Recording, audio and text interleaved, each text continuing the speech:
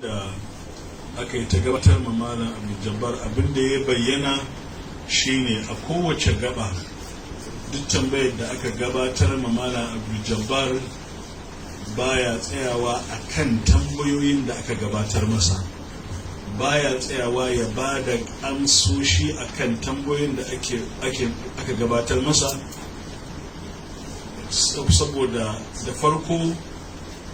yana cewa babu isasshen lokaci, na biyu yana cewa a tsaya a kan wato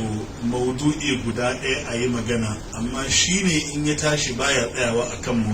maudu'i guda ɗayan, sai ya yi ta yawo ya haɗo matsaloli daban-daban maimakon ya yi adiresin ɗin ainihin tambayoyin da aka yi masa. Sannan kuma abin da ake bukata a kan waɗansu tambayoyin shine cewa in ya yi da'awar cewa maganar da ya yi ta kaza daga littafi kaza ya gani, in an buƙaci cewa ya buɗe littafin karanto ma mutane, still sai ya ba da uzurin cewa babu lokacin da zai buɗo littafin karanto wa mutane. Waɗannan dai duk waɗanda suke wannan wuri sun san abin da yake faruwa, don haka wato ainihin misali in abin da nake faɗa ƙarya ne, duk wanda suke nan sun gani.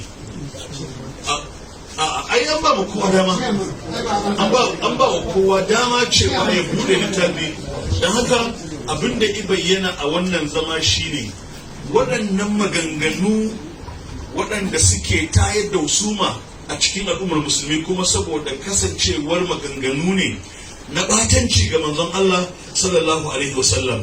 wanda wato Malam Jabbar yake gabatarwa a karatuttukansa da